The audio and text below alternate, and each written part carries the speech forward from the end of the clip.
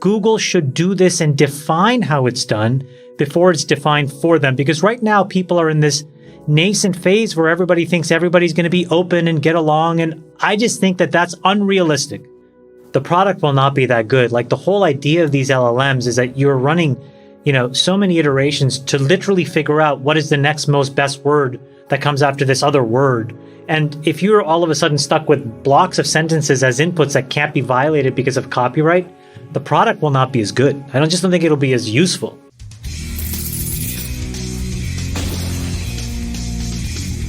In his most recent podcast, Chamath Palihapitiya discussed the big tech starts making cuts, and what this means for the broader economy and startups. Chamath shared his thoughts about global debt numbers, Fed incompetency and more. Before listening to him, please ensure to smash the like button and subscribe to the channel. Let's dive into his last interview now. The great part about this, Chamath, is that Bing gave $10 billion to our friend Sam and ChatGPT to invest in Azure, which now has the infrastructure and will be providing the ChatGPT infrastructure to startups or corporations, big companies and small alike. So that $10 billion should do enough to grind it down between software optimization, data optimization, chip optimization, and cloud optimization. Yes, you would think so, or no? The ability to run this at scale is going to happen because we're getting better and better at creating silicon that specializes in doing things in a massively parallelized way. And the cost of energy at the same time is getting cheaper and cheaper along with it. When you multiply these two things together, the effect of it is that you'll be able to run these models. The same output today will cost 1/10, as long as you ride the energy and compute curve for the next few years. So that's just going to naturally happen. I have two interesting takeaways. And one is maybe a little bit of a sidebar. So the sidebar is, if you guys were sitting on top of something that you thought was as foundational as Google search back in 1999, would you have sold 49% of it for $10 billion? Hard no. I think the answer is no. Not in an environment where you have unlimited ability to raise capital. This is something that we've said before, which is that ChatGPT is an incredibly important innovation, but it's an element of a platform who will get quickly commoditized because everybody will compete over time. And so I think what Microsoft is doing is the natural thing for somebody on the outside looking in at an entity that has 93% share of a very valuable category, which is, how can I scorch the earth? And so Microsoft effectively, for $10 billion, bought almost 50% of a tool, and now will make that tool as pervasive as possible so that consumer expectations are such that Google is forced to decay the quality of their business model in order to compete. So that, as Friedberg said, you have to invest in all kinds of compute resources that today are still somewhat expensive. And that will flow into the P&L. And what you will see is that the business quality degrades. And this is why when Google did the demo of Bard, the first thing that happened was a stock went off 500 basis points. They lopped off $100 billion of the market cap, mostly in reaction to, oh my God, this is not good for the long-term business. Explain why it's not good for the long-term business on a mechanical basis. When you get an answer, you don't have to click the links? No, right now, if you look at Google's business, they have the best business model ever invented on earth ever for a profit company. It just rains money. This is a business that this year will do almost $100 billion of free cash flow. It's a business that has to find ways, and we kind of joke, but they have to find ways to spend money. Otherwise, they'd be showing probably 50 or 60% EBITDA margins, and people would wonder, hey, wait a minute, you can't let something like this go unattended. So they try to do a lot more things to make that core treasure look not as incredible as it is. They have $120 billion of cash. This is a business that's just an absolute juggernaut, and they have 10 times as many employees as they need to run the core business. That says enough, right? I don't know what that is, but my point is that it's an incredible business. So that business will get worse if Microsoft takes a few hundred basis points of share, if Meta takes a few hundred basis points of share, if Tencent does, if a few startups do. Quora, by the way, launched something called Poe, which I was experimenting and playing around with last weekend. If you add it all up, what Satya said is true, which is even if all we do collectively as an industry is take 500 or 600 basis points of share away from Google, it doesn't create that much incremental cost for us but it does create enormous headwinds and pressure for Google with respect to how they're valued and how they will have to get revalued. And that's what happened. So the last thing I'll say is the question that I've been thinking about is, what does Sundar do? Right? So what's the countermeasure? Yes, this is what I was going to get to. I think the countermeasure here, if I was him, is to go to the board and say, guys, we're going to double TAC.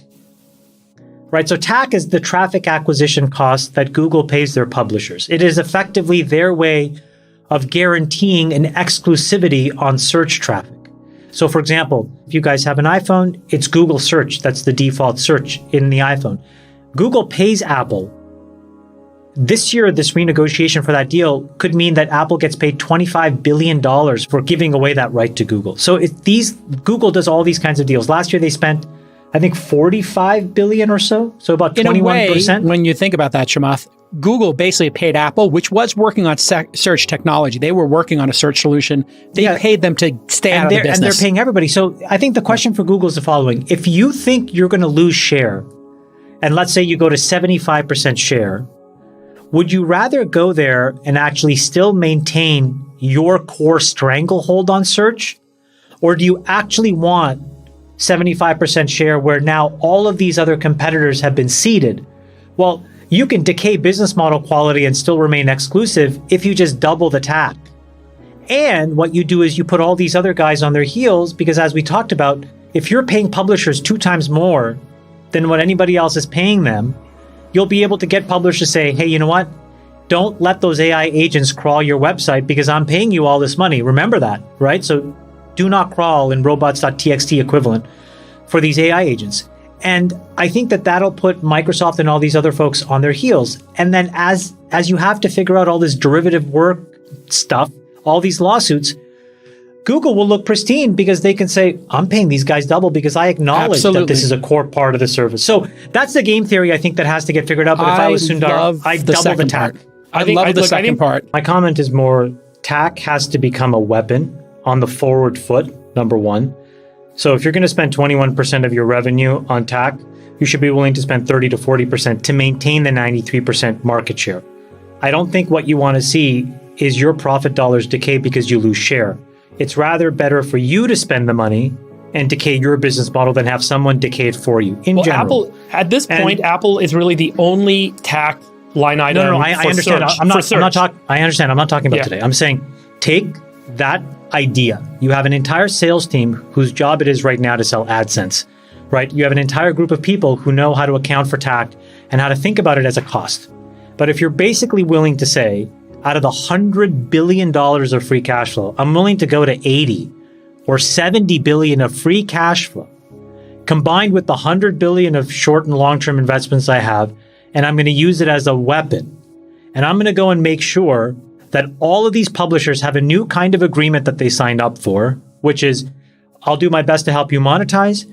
You do your best by being exclusive to our AI agents, right? So you deprive other models of your content on your pages, because that will get litigated. And there is no way, just like, again, if you say do not crawl, you're not allowed to crawl if you're Google or Microsoft or search it. So, this is going to happen for these agents. It's unrealistic to expect that it won't. So my point is, Google should do this and define how it's done before it's defined for them. Because right now, people are in this nascent phase where everybody thinks everybody's going to be open and get along. And I just think that that's unrealistic. And when you look at transformer architecture today, every LLM that you write on the same corpus of underlying data for training will get to the same answer. So my point is, today, if you're a company, the most important thing that you can do, especially if you have a $1 trillion plus market cap that could get competed away, is to figure out how to defend it. And so all I'm saying is, from the perspective of a shareholder of Google, and also from the perspective of either the board of director or a senior executive or the CEO, this should be the number one thing that I'm thinking about. And my framing of how to answer that question is build a competitive moat around 2 things.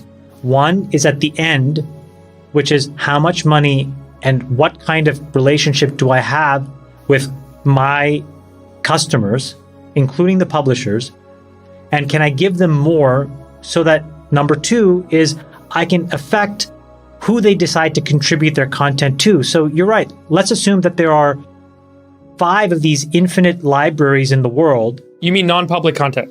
How important, and also public, how important is it if Quora says, you know what, guys, I've done a deal where my billions of page views and all of that really rich content, Quora has incredible content, Google's paying me $2 billion a year, and so I've decided to only let Google's AI agents crawl it.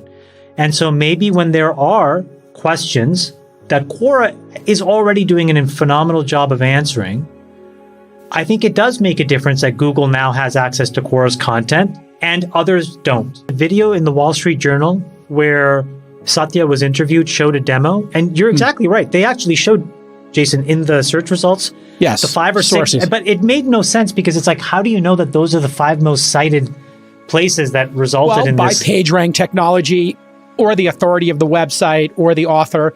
But let's pause for a second here. There is a company called Neeva.com. I'm not an investor. None of us are. It's a former Googler. They have 78 employees, I think, according to LinkedIn. I just typed in, what are the best flat panel TVs? Here's the result. And as you see, sentence by sentence, as it rewrites another person's content, it links with a citation, just like the Wikipedia does.